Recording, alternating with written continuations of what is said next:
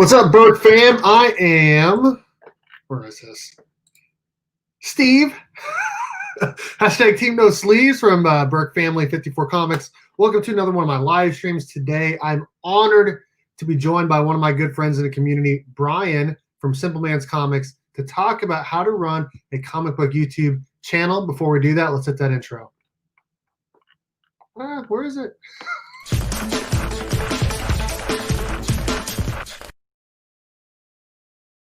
All right, let's go ahead and bring in my guest. We got Brian from Simpleman's Comics. What's up, man? How are you?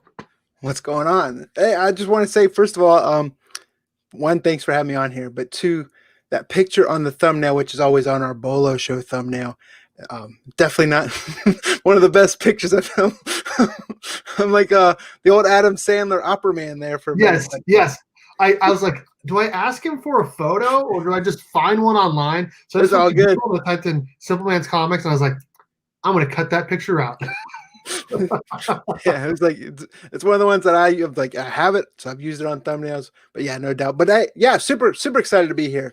We've talked offline a bunch of times. You've done a bunch of great videos for reveals for some of the exclusive brands that we've been producing with 616 Comics. Yeah. We formed a friendship over YouTube, and we DM each other all the time now. A lot of times about college football, how crappy my Florida State Seminoles are, but it's been fun. It has been fun, man. It really, really has been fun getting to know you more personally than just YouTube stuff. So I really, really appreciate you coming on here tonight. We got lots of people in the chat. Before we get to there, I do want to say two things. Thank you to my channel members. We have my family tier. We got Ruben Guzman, Legion of Comics, The Cover Collector, Mike V, Deep Dive Comics, Robert from Flash 6792, Comic Book Poser, Selwyn Collectibles Lounge, and then my friend tier, DJ Links, and all of my supporters as well in the supporter tier. Thank you guys so much for supporting the channel. And thank you to the sponsor of my channel, Comic Book _pressing on Instagram. Protect your comic book investment for as little as $10 by pressing it with Comic Book _pressing on Instagram. His name is Eric. He does a phenomenal job. He's the only presser I will use. And make sure you use my promo code BURK54 to get free shipping back to you. All right, we got lots of people up in the chat, man. Lots of people in the chat already. Yeah, a lot of people I recognize. Ruben Guzman, he is gold medal position always. Doesn't matter. Like, it could be some video of some channel you've never heard of, and he's always first every time. Alex Tapia, what's up, dude? The Comic Vet. Yes, I saw you comment on Brian's or mine. I couldn't remember that you were looking forward to this because you had some questions. So I'm excited to have Brian on here to answer some. Disco. What's up, man? Good old JB. JB is a good dude. Philly Born, what's up, man? Matt, what's up, dude? Boy 7. 1-2. What's up, man? Dave, what's up, man? How's it going? Hopefully your books get to you by Friday. Hopefully. I sent him some books in the mail. The Great Legend Show. What's up, Legend? How's it going, man? You changed your avatar. It used to be blue for like ever. Okay. Thanks for coming on, Brian. And so I'm gonna basically what I'm gonna do is I'm gonna ask him some questions, and he's just gonna we're just gonna chat and talk about comic books and all that. So, Brian, when did you first start getting into comic books? Because from what I can see on Facebook, because we're Facebook friends, you used to be in the military, and I don't know if you've always collected comic books. Like, when did you start getting into that? So it started like I was a sports cards guy before that, like baseball cards, football cards, and it started with my parents telling me I need to read more because I didn't like to read. So basically my entry into comics was Archie, because at the checkout line at the grocery store, I picked up an Archie Double Digest. Finally, I was like, I'll start reading this. So I read a lot of Archie books, a lot of Archie Double Digest. I didn't get into like the big two or what you would consider comic books until a little bit later, when 1989, I'm aging myself here, but the Batman movie came out and Batman was cool. And at that point, I started getting into collecting more Batman comics, which led into more DC comics, which also led over into the Marvel comics.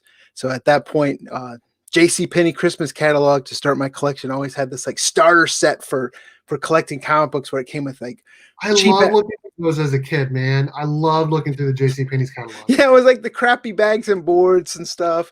And it came with like 25 books, and I just thought I was the best person because hey, I got 25 books. And so but the card shop I went to also sold comic books. I started slowly transitioning over into buying more comics instead of sports cards. But I did graduate in high school. Once I went into the Marine Corps, I didn't collect comics at all just because moving around, I didn't want, and that's also kind of when the bubble burst. This was in like Right. 95, 96. So I didn't really buy any books. And I didn't get back into comic books again until like right before the MCU started. Like I was like, oh, let me check out what these books are about. So right before Iron Man, it was like almost right after the Incredible Hulk movie came out. And I kind of watched it and I was like, man, I kind of miss reading comic books. So I started getting back into it again at that point.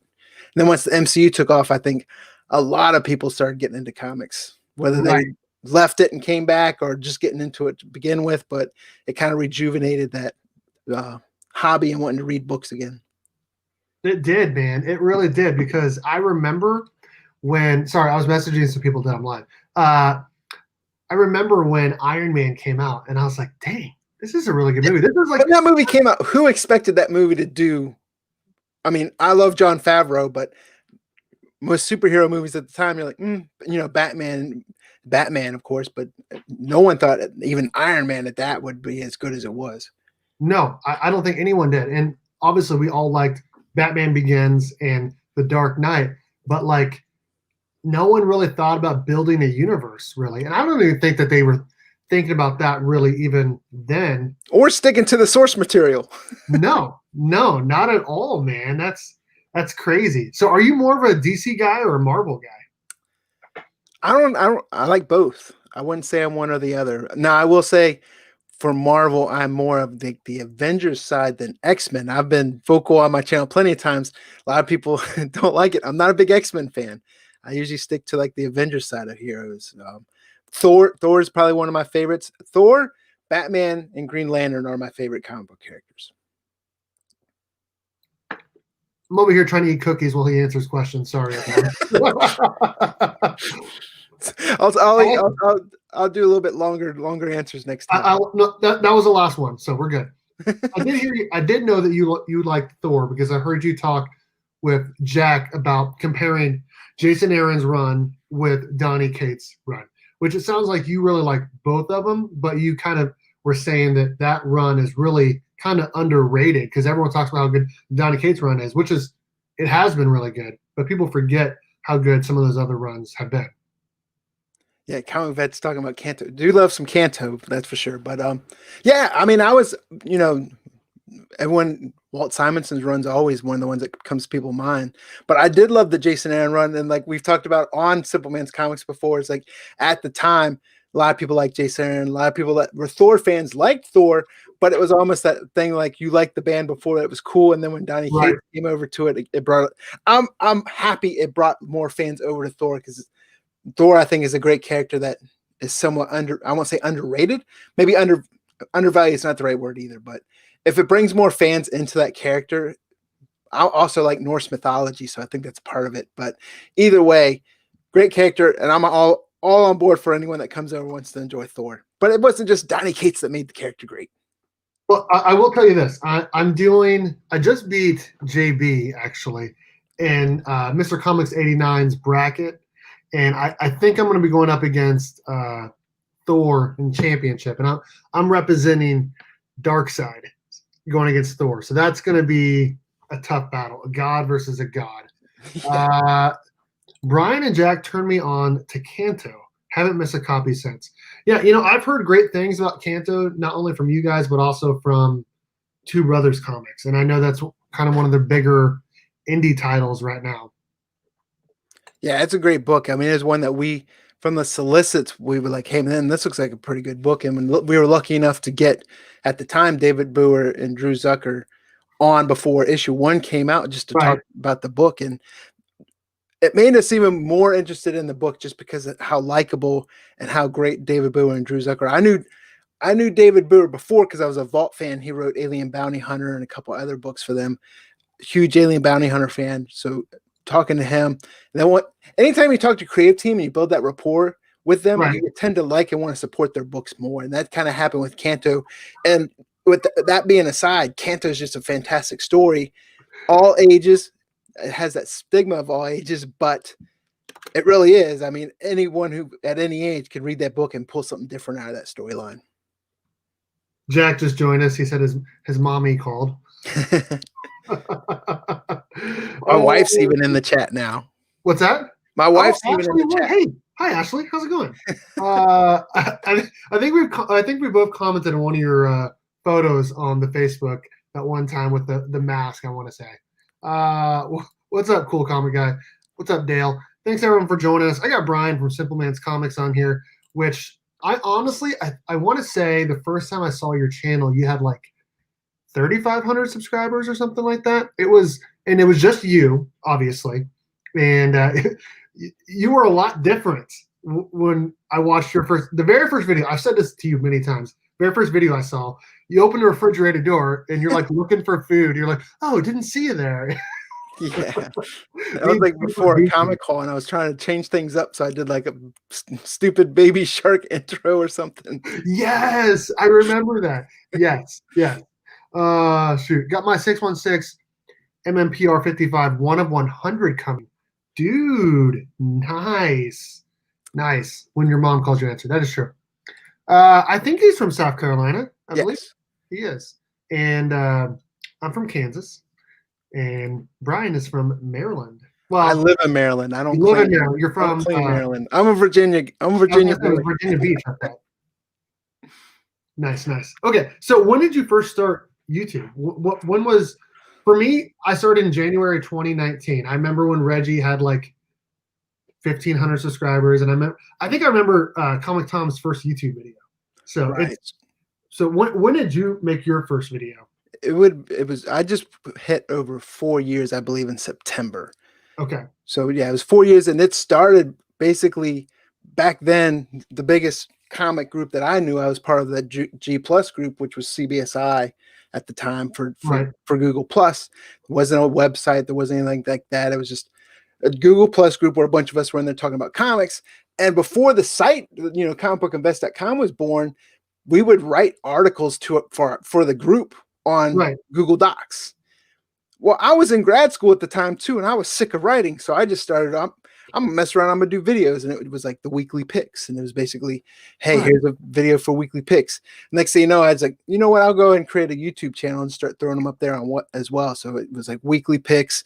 Did some previews.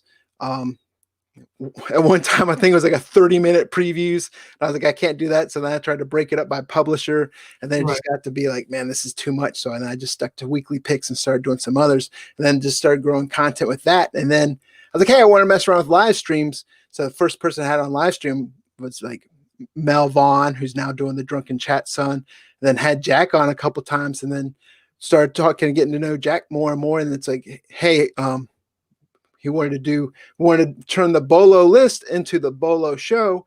So then that's how we started with the Bolo show, and then just kind of built that, created more content from there.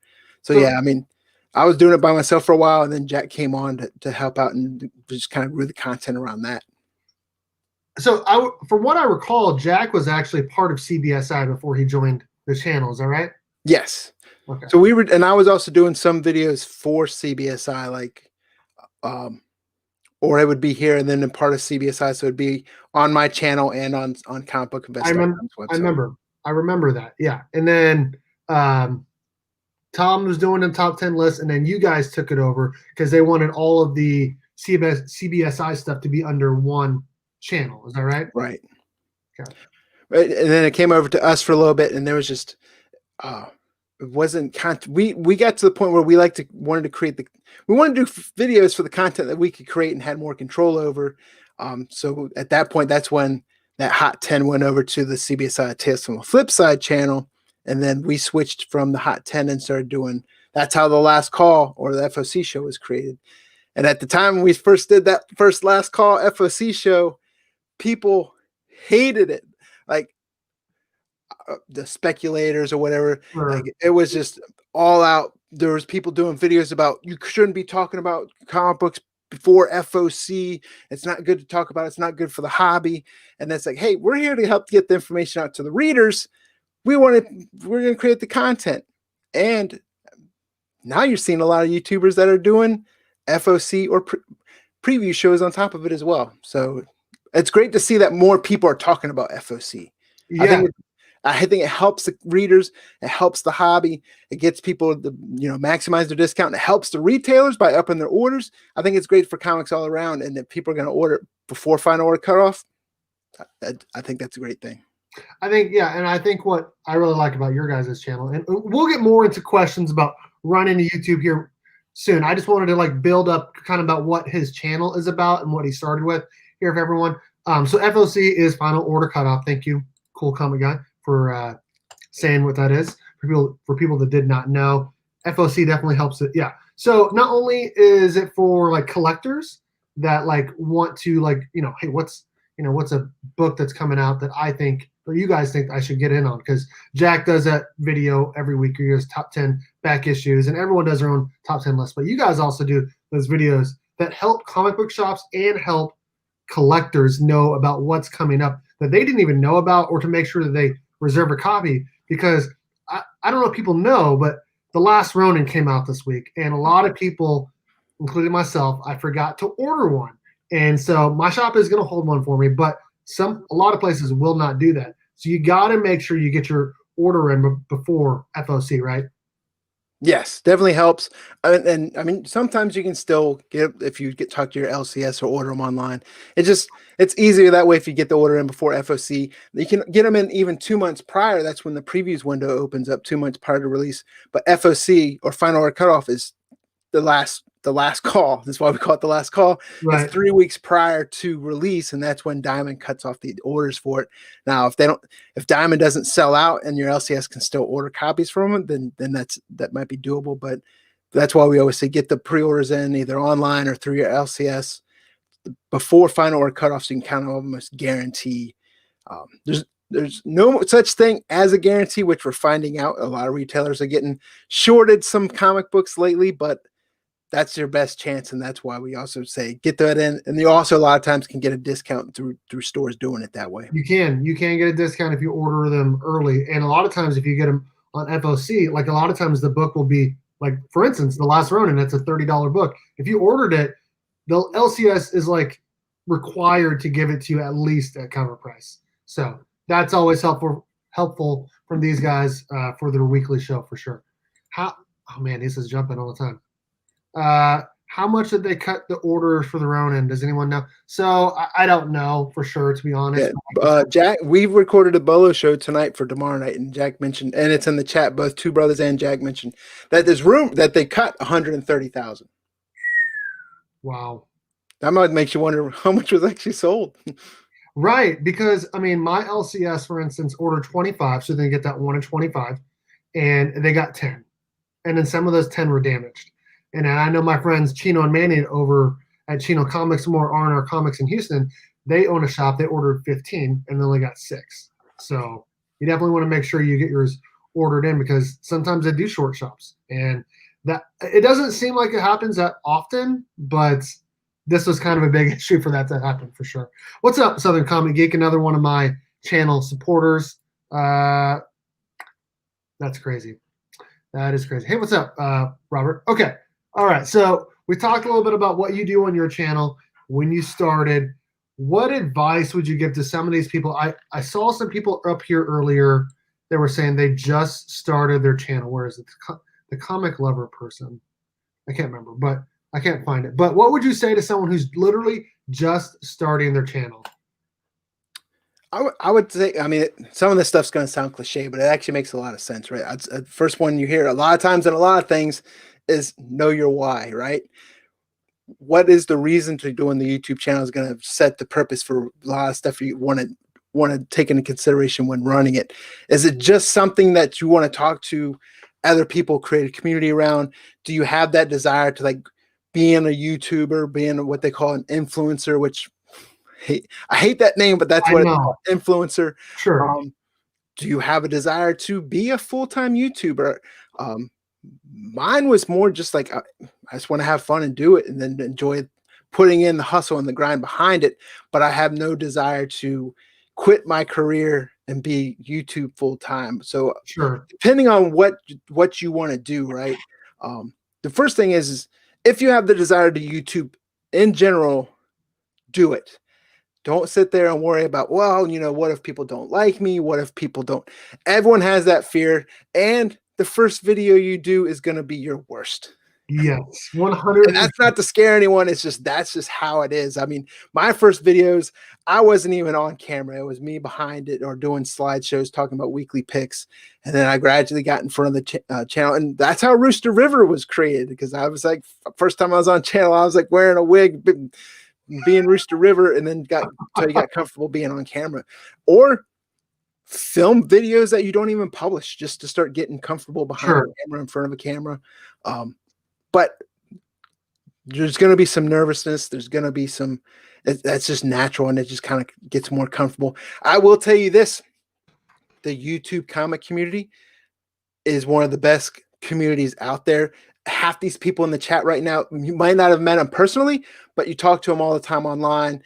You see them in everyone else's videos, everyone else's chat. It's a great community, but you're always going to have the 10%. There's going to be the 10% of, it's just drama everywhere. It's social media. There's going to be drama, but sure, create. And you don't have to have the best gear. If you have a cell phone, use a cell phone. You got to start somewhere, and then if you want to start building up, that's how you can build up. But don't be scared to start. Like I said, know your why, figure out what you want to do, why you want to do a YouTube channel, and then kind of grow around that. If it's just hey, I want to go and show people what I'm picking up for comic calls. You might even start out there, and then as you start doing it, you might even evolve. I think my channel's probably evolved 3 or 4 times just because of like, hey, I want to kind of do this. I think this would be fun to do creatively. I want to see if I can do this type of video. Sure. Or, hey, I have something else I want to talk about. And one of the best things to do is you get out of it is you build a community. I think that's what I love most about a YouTube channel is the community that you build around and the friends that you create. I would not be sitting here right now talking to Steve if it wasn't for YouTube. For sure. For sure. That is 100% true. If we didn't know each other on YouTube, we would not be talking right now. Like, obviously I followed him on the old IG, but people are wondering, dude, honestly, Jim Mint Collectibles does his videos on his phone. Yeah. There's a lot of people that do. I mean, you probably watch them and wouldn't even know that they're using a cell phone. Yeah, that is true. That is true. What if after a year and a half the channel never grows? Okay, well, so here's what I would say, and then I can ask Brian as well.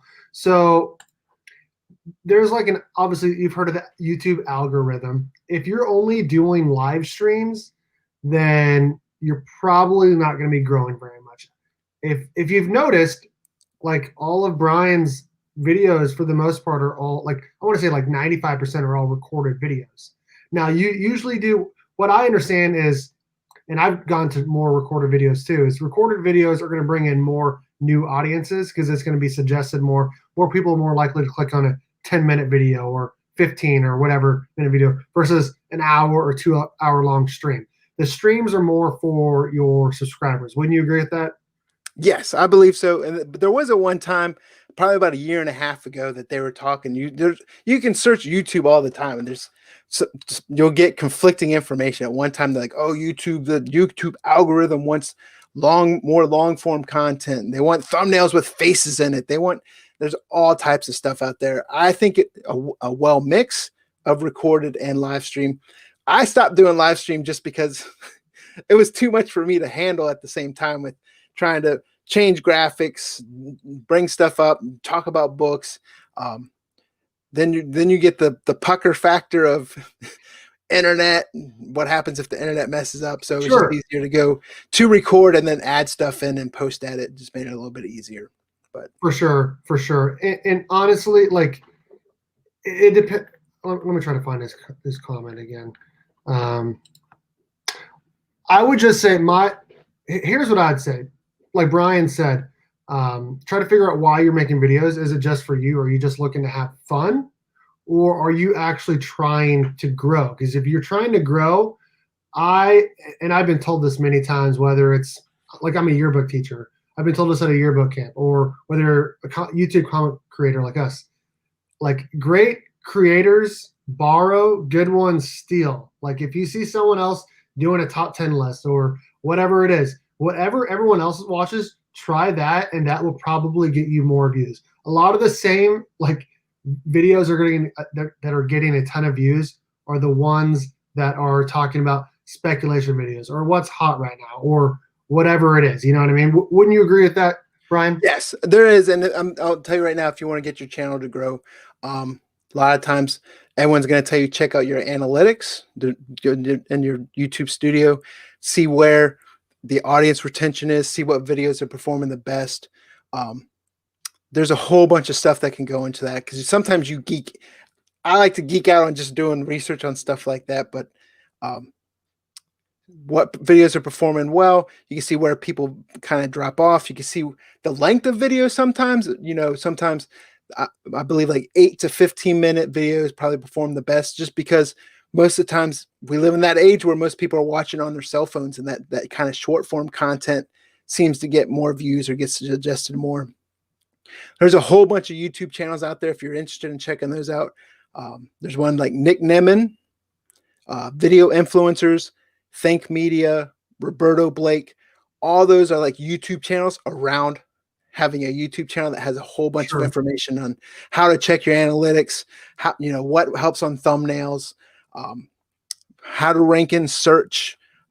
There's, keyword search. Google Trends is a good site. You can check out Google Trends. Or if you want to, just YouTube is what they call the second most popular search engine next to Google. Yeah. Start typing stuff in there and see what gets suggested. And then, if there's a lot of videos and something's ranking like that, maybe create content around that to grow some of your channel. Playlists are great, especially if you do a series. Like say you wanted to do collecting 101, and you could do one on like buying comics, one on storing comics, one on protecting comics, have like 5 or 6 different short videos for that, and then create a playlist for it. So it kind of goes as a series. I do know what YouTube is concerned about is keeping people on YouTube. So you can get people watching your content longer, or even if they click on a suggested video or you get clicked on from someone else's videos being suggested, it helps you rank higher because YouTube wants to keep people on YouTube. So I agree with that. That's, I don't know if you guys have watched that Netflix documentary about social media, but yeah, all social media, all apps, they want you to be on theirs as long as possible. So they're suggesting things that you normally watch or normally like. You know what I mean? For sure.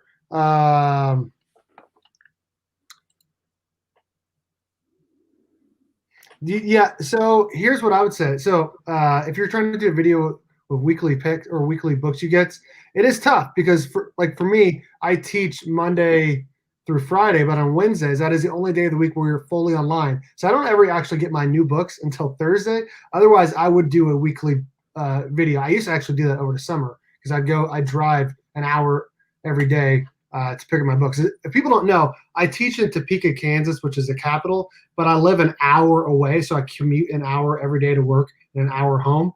But like I said, on Wednesdays, we're fully online. So yeah, it is kind of tough if you can't get to the shop on Wednesdays and whatnot. Let's see here. I think that's everything. So I do have a question for it. So some of these people that are just starting out, they don't even know like what are some simple like things that they can do to like just edit their video. Like what's a good app that you would suggest to edit a video, or what's a good place to make thumbnails? I've always suggested if you have an iPhone to just download iMovie because it's super easy to use. You can just drop in text and you can cut things and move things around and all that, and you can export it in 1080p. And then I've always just suggested using Instagram stories, honestly, to just make thumbnails if you don't have anything else. Do you think those are good suggestions, or what else do you have? Yeah, I think those are great suggestions. I mean, you can also, if you're using Windows Movie Maker, you can also Google like free video editing software, and there's a bunch of articles out there that give you a whole bunch of free software to edit. I know a lot of people use Canva for thumbnails, and I'll tell you one thing that helps any YouTuber that doesn't use it right now is there's paid and free services. It's a site out there called Tubebuddy, and it's basically a browser add-on, and it links into your YouTube page. They'll give you a whole bunch of, there's even a thumbnail maker in there. It'll give you a whole bunch of help with analytics. It'll help you with tags that you might want to use in your videos, or recommend tags.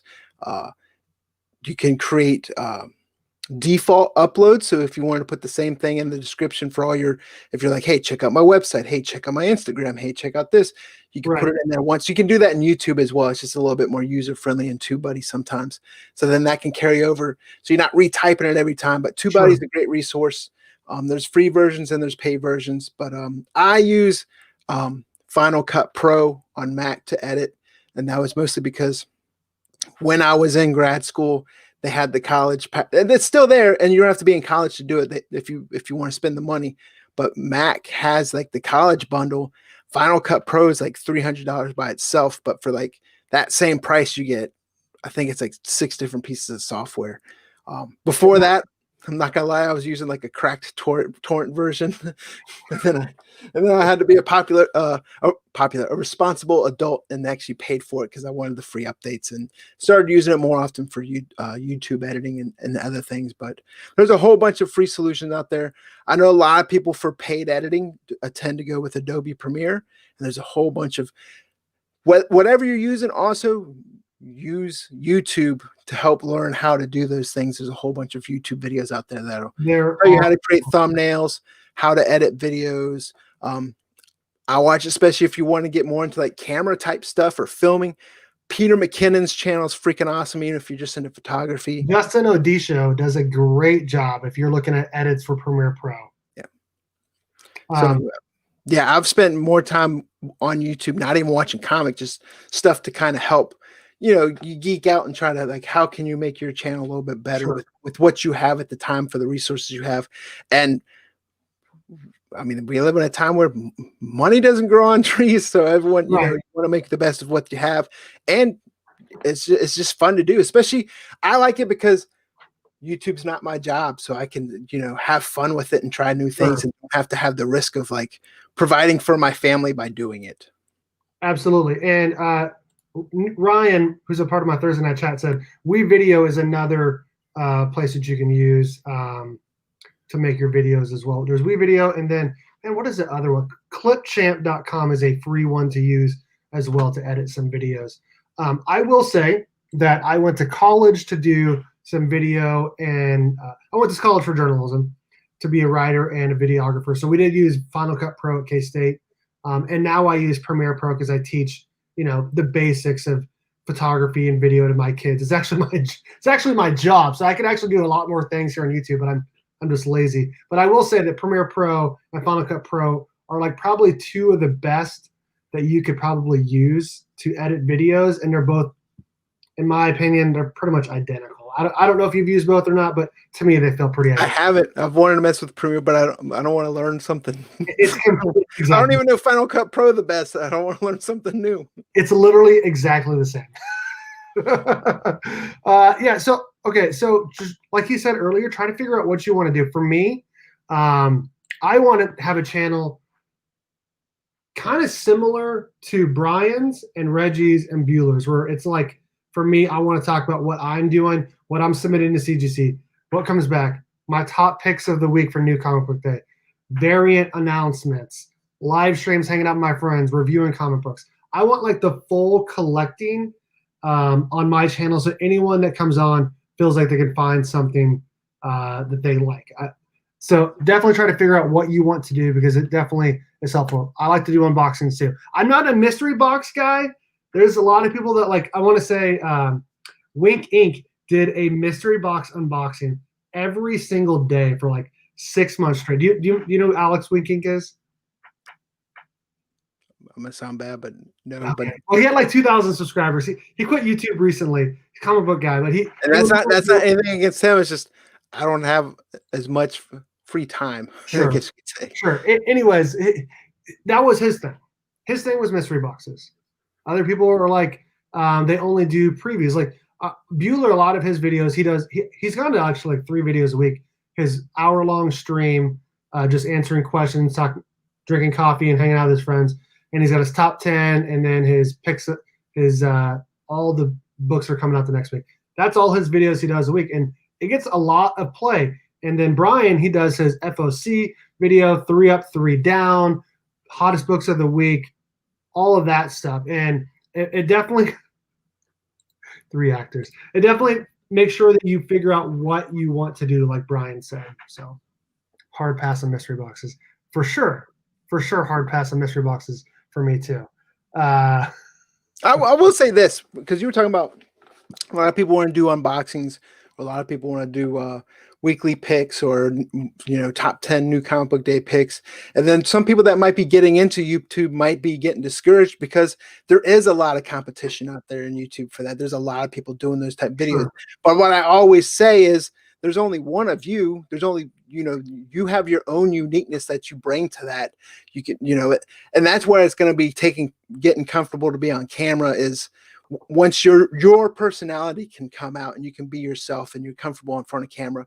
That's what makes your channel unique. That's what makes people want to watch you, because you can see 10 different people have the same different books or the same different unboxing or the same different, but what you bring to that is why people watch. And that's why you start building that community behind you, that people come to watch you and they want to support you. The content that you talk about is important, but just always remember, I don't want to say you're the star of your show, but you're what brings that character to life, and what that information, people want to get that information from you. For sure. That is 100% true. So I've had so many people, and I told this to you guys before, that were like, man, your channel would be so much higher if you weren't so big on Power Rangers. Like, anyone that knows me knows I'm a big Power Rangers guy, and I love talking about the books, showing off the ones I have in my collection. I think I have 9 different covers for issue 0 of Mighty Morphin Power Rangers. But that's me. That's what I like. And people that are not even Power Rangers fans said that they love my passion for it. And I think that's, like Brian said, just be yourself, because there's only one of you, and people will like you if you like something. So right. And I mean, it's always good to have your channel around a niche. I mean, comics is a niche, but even as you start to develop deeper into those niches within comic books, and that's what your channel can kind of be the foundation for, and you can expand outside of that, and you'll have a core community, and then you'll grow outside as well. But he found me because of Rangers. Yes, you did. And you started making more videos because I think you started watching all my Ranger videos and getting jealous. Yeah, I mean, I'd love to do nothing but Masters of the Universe videos sometimes, but yes. You know what? I will say, I noticed something behind you before in your videos, and I got to point it out again. I'm going to make you full screen here. He's got a Ranger Slayer Lightning Collection box right behind him. When did you start liking Power Rangers, man? Wasn't it pretty recent? It was probably within the past, right when we started, that first interview that we had with Arun Singh from Boom Studios. We had him on the channel a couple times, and we were talking all about, I liked a bunch of Boom books, but I didn't read a bunch of Power Rangers books at the time. Sure. And within that interview, when he started talking, his passion for it came out so much. And I was like, hey, I got to pick up this book and see what it's about, because Power Rangers, I was a little bit older when Power Rangers, I was in the high school, and when it came on, I remember it coming on after school, and at the time, there's a reason why I went into the Marine Corps.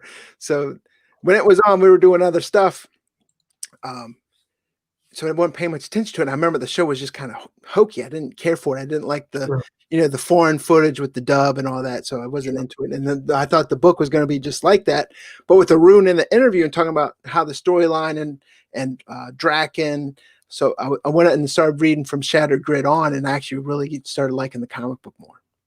Nice. And I was like, hey, this isn't like the show. It's actually way better. It's a comic book. It's like a legit comic book. It's a team. Every person is represented well. They have real threats. Like, what they're battling actually like means something. People can die. It's happened.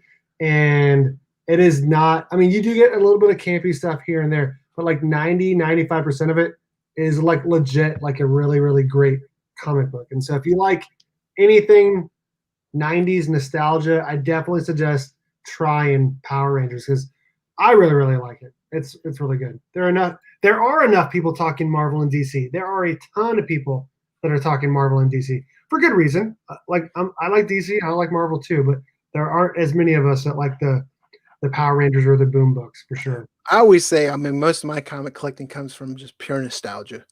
Sure. Stuff I liked as a kid, and having disposable income now to kind of pick some of that stuff up. But yeah, for sure. Wife would be like, oh, more Funko Pops.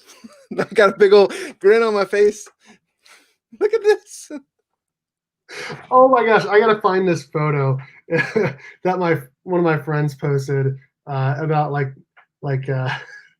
not having money, and he goes, "No, I have all this money so I can buy all these toys." And he's underneath the TMNT tent playing with those TMNT action figures. That's pretty funny. Yeah, you did find me through that. That is true. That is true. Yeah, so you were a part of that one. Okay, yeah, I remember. I think at the time I had like 500 subscribers, and Dustin from Two Bros had like 50. And then all of a sudden, like they started like going way up. They've actually passed me on subs. We're pretty close, but that's cool that you were there. That's pretty cool. So a lot of these people, they're trying to get to 1,000 subscribers, but some of them, like I have a friend, Karate Kevin, that just literally got to 1,000 subscribers, and he doesn't know what to do. He's like, how do I turn on super chats? Like, how do I get people to join the channel? How do I get more views so I can get, more money on my videos? What are some suggestions that you would give to people that are, looking to grow their channel even more now that they're monetized? Yeah. So, I mean, when I first started, they didn't have that threshold for the monetization. I was able to monetize from the start. The problem was you didn't get any money until like whatever you accrued was like $100. And I think that took me like a year and a half, almost 2 years to do that. And then they switched to like, was it 1,000 subs and 4,000 hours of watch time now to monetize? Yeah. So then once you do that in YouTube Studio, there's the monetization, and you can turn on monetization at that point. And I will tell whoever's watching and is interested in monetizing on YouTube, I think you can even attest to this, Steve, but the ad revenue you get from YouTube isn't much at all. It is not much at all, honestly. But every little bit helps. Every little bit helps, and if it can fund 1 or 2 weeks of my new comic book day hauls, that's great. It's just something extra. I honestly feel like for me, like the biggest thing that I've been able to do is build those relationships where I have a sponsor of my presser who, I mean, I don't get any money for him being a sponsor, but I get free pressings from him. And then I work with you guys. That's kind of what I still do to this day. When I say you don't make much off of YouTube, is I basically turn around and whatever that money is, I put right back into the channel. If you want to continue to grow the channel, whether it's new software, whether it's updating equipment or getting a microphone or getting a better webcam or getting some lighting or, right. Or even if you wanted to look into it, I've done it where Facebook ads, Instagram ads, where you want to start, creating ads for some of your content to get it out in front of more people.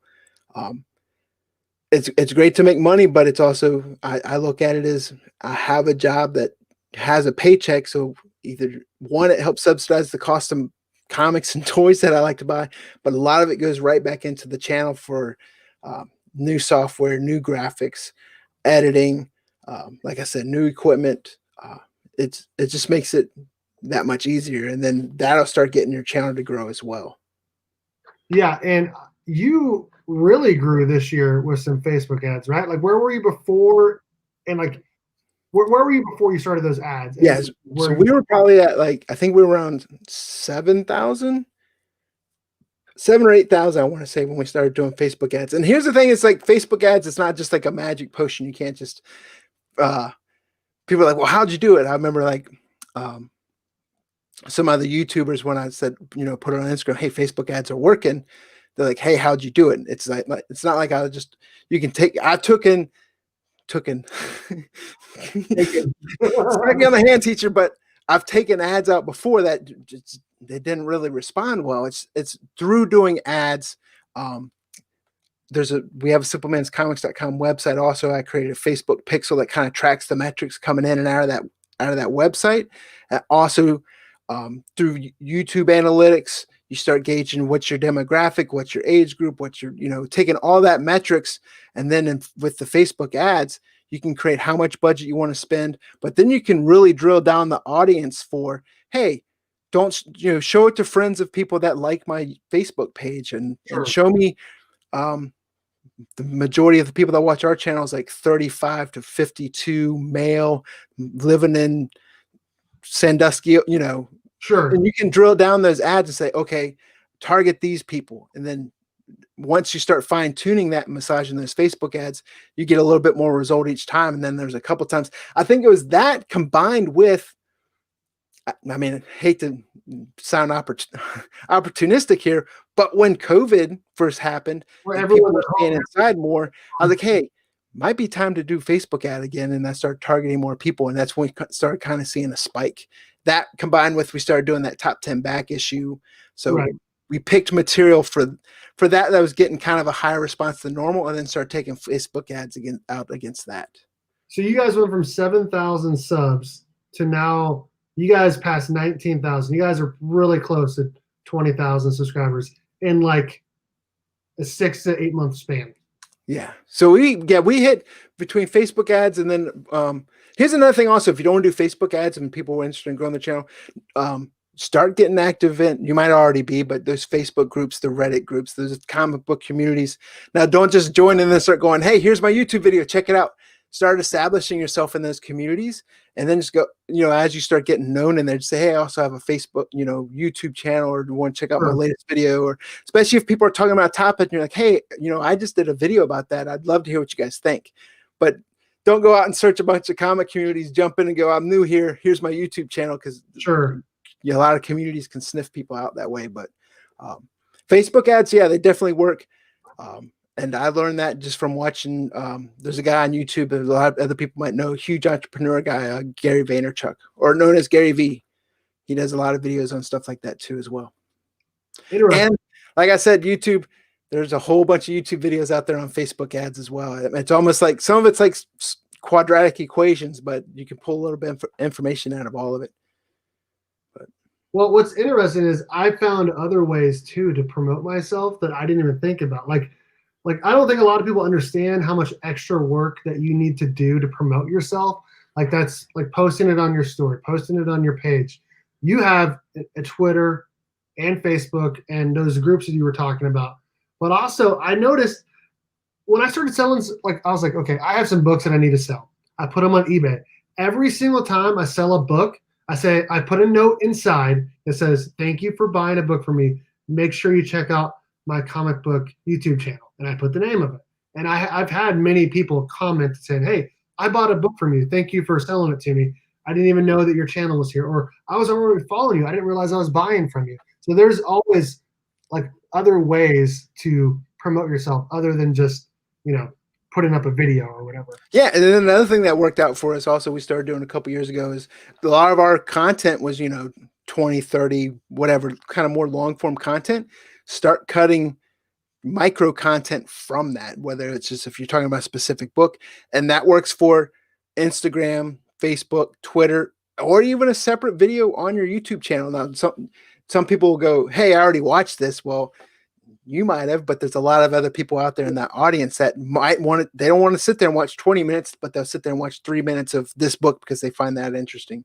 So don't be scared to cut your content up into additional content. One, it works natively on those other social platforms, but then also on your YouTube channel as well. Or take your videos and then turn the audio of it into a podcast, especially if you're doing more long form content. We don't advertise that as much on my channel, but yeah, pretty much all our shows we also put in podcast version up on audio. I need to do this, like you were just talking about, cutting up a video that says 3 parts into one. I need to do that. I will say this, that I've noticed like videos that I've done like a year ago or whatever, that like were when I was kind of low on subs but did well for me at the time, let's say like 500, 600 views or something. I was like, you know what? I need to make another one, an updated version of that. Like redoing videos that do well and adding new things to it, I feel like is another helpful way to get views and more subscribers. Or what a lot of people do is record a new intro for it lead into that or parts of it, and then when you come back out of it, say, okay, kind of do a what's changed since then. I mean, yeah, there's all types of things you can do with your content. For sure, for sure. Man, Jack's out here dropping knowledge out in the chat. We appreciate that. We appreciate that. Mike, thanks for joining us. Gary V is a boss. I don't even know who Gary V is. I'll be completely honest with you. Yeah, once you want, it's a little bit. Go back and watch his older content, because with the COVID stuff, it's. I won't say it's not as enjoyable to watch, because he's got great books out there, especially if you're an Audible guy. If you have Audible he's got some great books on Audible. Crushing It, Jab, Jab, Jab, Right Hook. That's not an Audible, just because he gives you a lot of stuff to Instagram, Facebook, a lot of tips on stuff like that. But if that's something that you're interested in, yeah, check out Gary Vaynerchuk's. He's got a podcast. He's got a website. He has stuff on his website, like how to create 1,000 pieces of content a week or stuff like that. And there's a whole bunch of tips and tricks and stuff there, like taking notes and making it a Twitter post, or there's all types of things out there. It's just sometimes doing the work, putting in the grind burnout is real. I always hit burnout around this time each year, and then kind of autopilot in through to the new year, and then kind of get rejuvenated. It's just kind of the natural cycle. But I have a couple of videos that I actually recorded today, and I need to record another one tonight, so that way I can just like put them out there to be scheduled to release. So that way Friday through Sunday, I can just hang out with the family. I can watch K-State football games. I can watch the NFL and just chill. Like, having stuff pre-recorded is definitely helpful, I think, at least. Yeah. Yeah, it's good, especially when the holiday period comes up. If you want to keep content, but you want to, family is important, right? You want to be able to spend time with family. So batching is how they call it. If you want to create batch content and then just schedule it to be released, that's always another alternative. But one thing also to keep your channel growing is you just want to be consistent. Yes. Even if it's just one video a week, or there's people that go out there and say, oh, if you do 3 videos a week, you'll get more noticed. I mean, that's kind of, I want to say basic math, but as long as you're consistent as far as YouTube concerned, then that's what YouTube cares, and will still recommend your content from everything that I've seen. I want to ask you really quickly about uploading. A lot of people don't understand how tags work. And honestly, I didn't understand how they worked until like 6 months ago.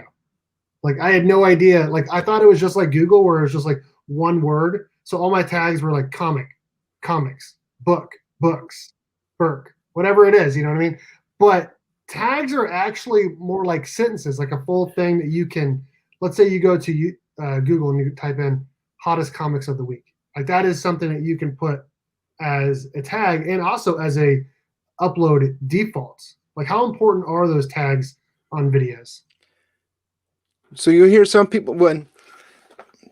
channels say it's really important, and it does have its importance, but you'll also see some people say tags aren't important because your content is more important. But as far as SEO or search engine optimization, tags help rank in search. And there's a bunch of different SEO stuff out there also. Some people will say whatever the title to your video is, make that your first tag. That Tubebuddy gives you a bunch of recommendations that even rank tags for you. So you can say, there's keyword search, help find tags. Google Trends not only helps you with tags, but if you do Google Trends, it'll also give you ideas to create videos about. You could say Google Trends and search on like comic books, and then I'll show you, hey, these terms have been searched the most within the past month or whatever, and you'll see like Watchmen or different comic titles. So don't use tags that don't have anything to do with your video, and then don't use tags for like other YouTubers thinking like, oh yeah, it'll help me rank and search. That doesn't seem to work.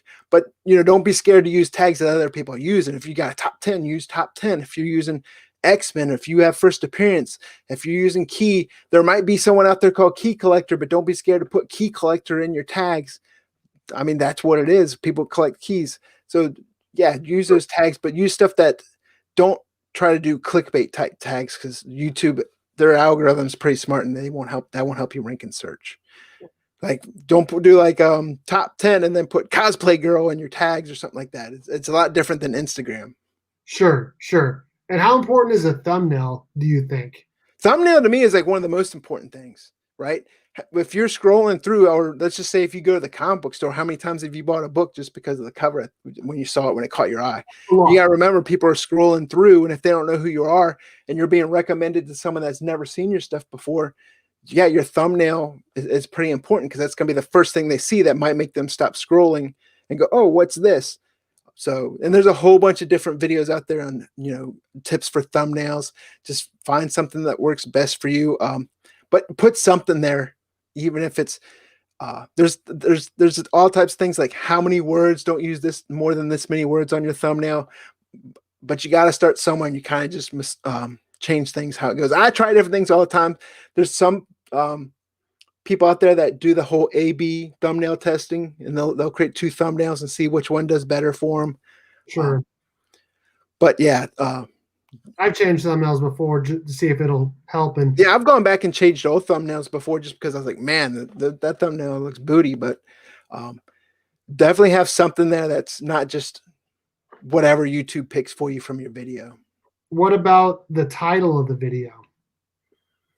Title of the video is something that helps you rank in search also, and you can sit there and play with that. I don't have a perfect how I title my videos, right? It's usually like I'll use keyword search or keyword explorer and kind of mess around sometimes.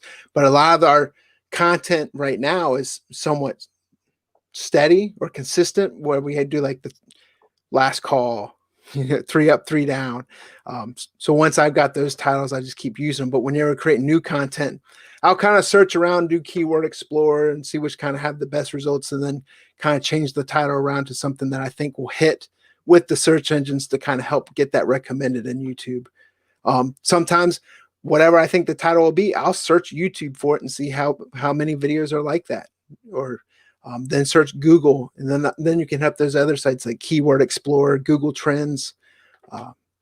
Tubebuddy has a Keyword Explorer also in there that we can put the title in, and it tells you, hey, this is great, or this how much competition it has, how much it's being searched for. So you can kind of just start changing your titles around like that. I want to show something really quick to show how important the title is.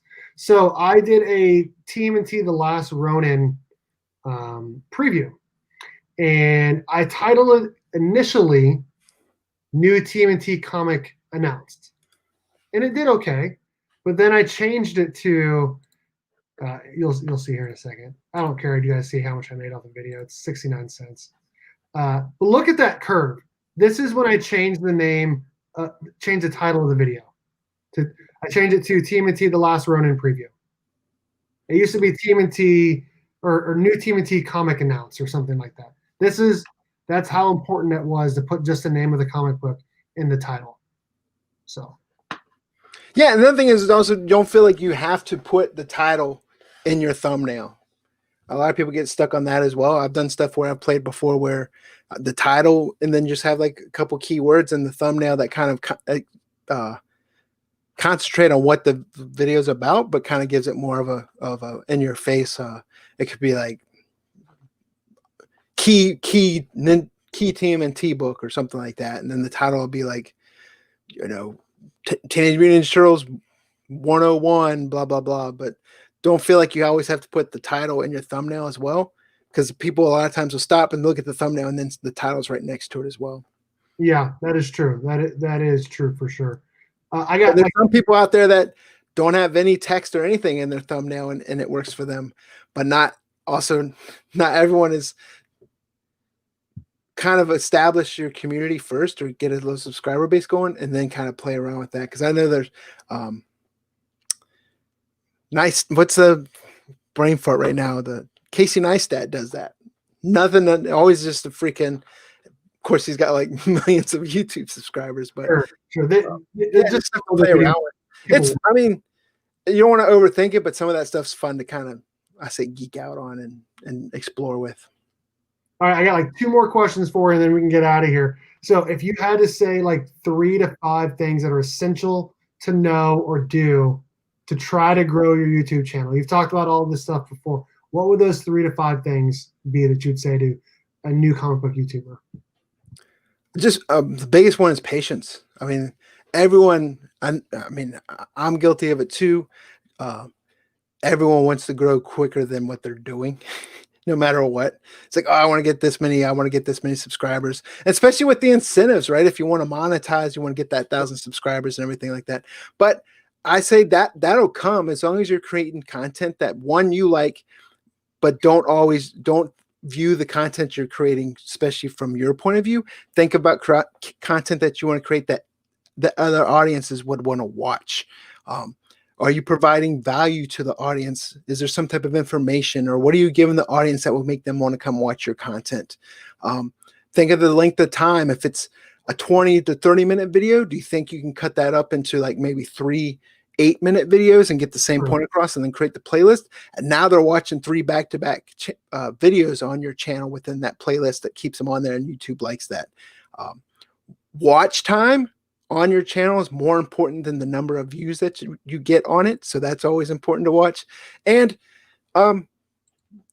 it's easy to get caught up in number of subscribers, number of views. As long as you're making content that you're proud of and you're doing what you like, I think that's more important. But the most important thing of all, whether you have 1 subscriber or you have thousands, that 1 subscriber, that's your community. Build around your community. To me, having that community is more important than any number of subscribers. You're always going to have those people that watch each and every one of your videos, and those are the people that you start becoming friends with, start to associate with, and those are the people that truly support you. And that's way better than anyone that's just going to come and go and adds a statistic or another notch on your view column. Mr. Bolo says number 4, get you a Mr. Bolo. Oh, shoot. I wanted to show off something really quick here, and then I got like 1 question left for you. So this was sent in my group message on my Thursday night chat group, which is me and Adrian Pandawson 316 and 2 bros, and where is he? New guy. All of us are in it, and I want to say this was sent by Panda, but I'm unsure. This is what I was talking about earlier. I think this is hilarious. I just thought it was funny. I just want to say. I'm jealous of that room. I am too. I feel like that'd be me with like Masters of the Universe stuff. Right. And that's like that's like the full size arcade, right? That's not the arcade one up. I look like the full size. Yeah. That's awesome. What did you pick up this week? What books did you pick up, and what are you recommending to people? I know that both Jack does his, but what about Brian? What did you pick up this week? What would you recommend to people? So I'm pretty far behind my work. As you know, I started a new position not too long ago at my work, so I've been working crazy hours. So I've picked my books up. The only one I've had a chance to read was Ronin, and I enjoyed Ronin. We talk about that more in the Bolo show tomorrow night, but definitely picked up Kanto. Definitely picked up. I'm reading Batman. I love James Tynion's run, but I also like Tom King's run. I mean, that's a hot. Wasn't the best, but a hot take. Yeah, there was parts of the run that I didn't like, and then there's parts of the run that I did like. But I'm more of an indie guy, also. I mean, been reading a lot of Vault books. Still, one of my favorites is Wasted Space. I kind of read a lot of books that people don't find as flashy right now, but Boom, of course, Once and Future, Something's Killing the Children. I like Wind. A lot of people don't talk too much about Wind. I hated issue 1. I hated it. And maybe I should have given number 2 a try, but I thought number 1 was bad. Yeah, and then Mad Cave. I'm super excited. Mad Cave has got Knights of the Golden Sun and Honor and Curse coming back in December and January. 2 of my favorite Mad Cave titles. Mad Cave always puts out good books, and Villainous was awesome. Stargazer was great. It seems like Vault and Mad Cave hit a little bit of lull, but now they're kind of on that upward swing again. And Chip Zdarsky, still a huge fan of the Daredevil run. Stillwater was great. Department of Truth was great. Department of Truth, yes. I need to read 2 for sure. So it came out today. I picked up. I haven't read yet though. Gotcha. And you want to talk about your webpage and the variants at all? So yeah, we still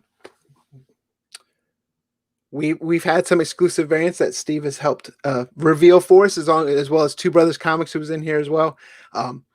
We still have some available. They're up on simplemanscomics.com right now. We have some Last Ronin available and some Draken.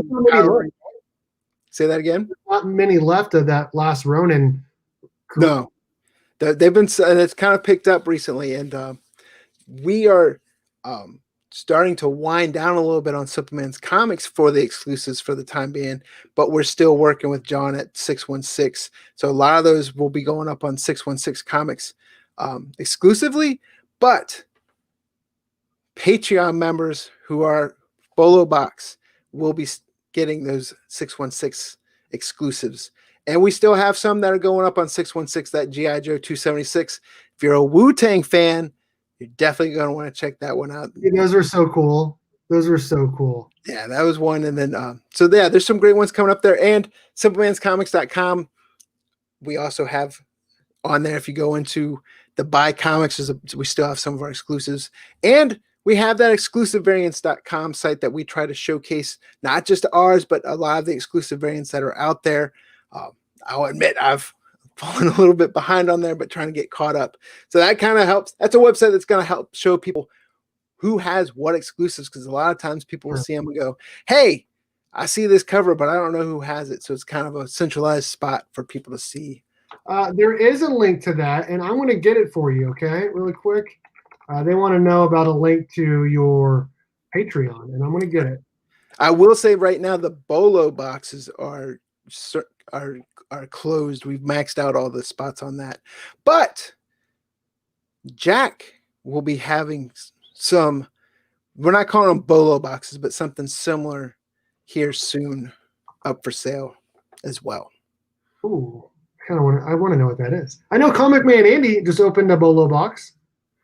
Yeah, and then Chubby, it sounds like I'm making fun of him, but no, Chubby Pop Chaser, awesome guy. Oh, he's a good dude. Yeah, that's actually his YouTube name. Yeah, he does he's a mystery box guy. He's got a lot of mystery boxes on there. So he buys a lot of new books. Like his weekly haul is like this big. Yeah, every single week. Well, I appreciate you coming on, Brian. And this is fun, and a lot of great people in the chat. Like I said, a lot of familiar names, so that's awesome to see. Yeah, and I know that Bolo guy, whoever the hell that is.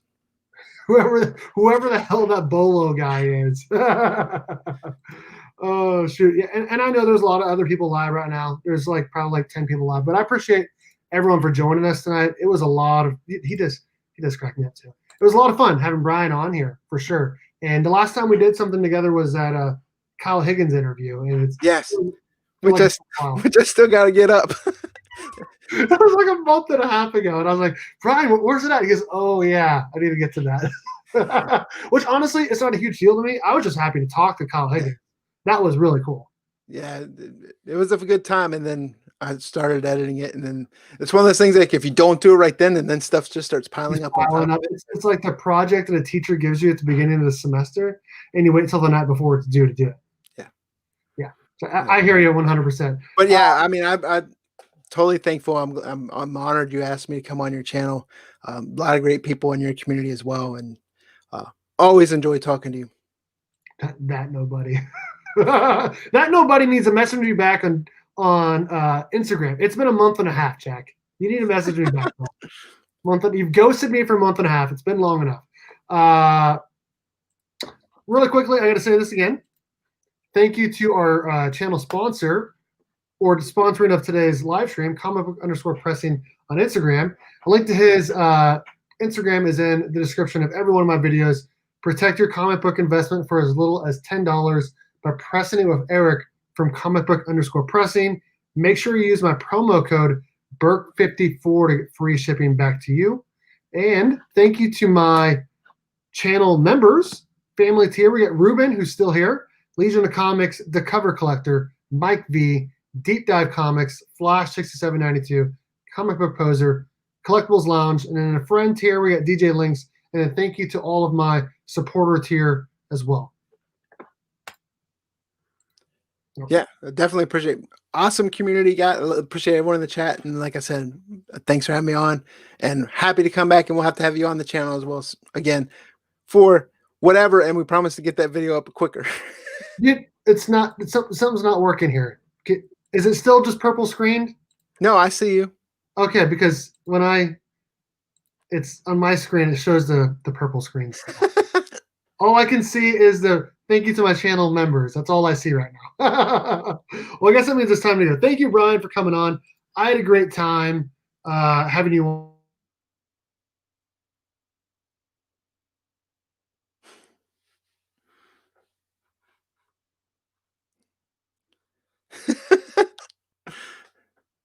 This is why you do recorded videos. Hey, I'm hosting.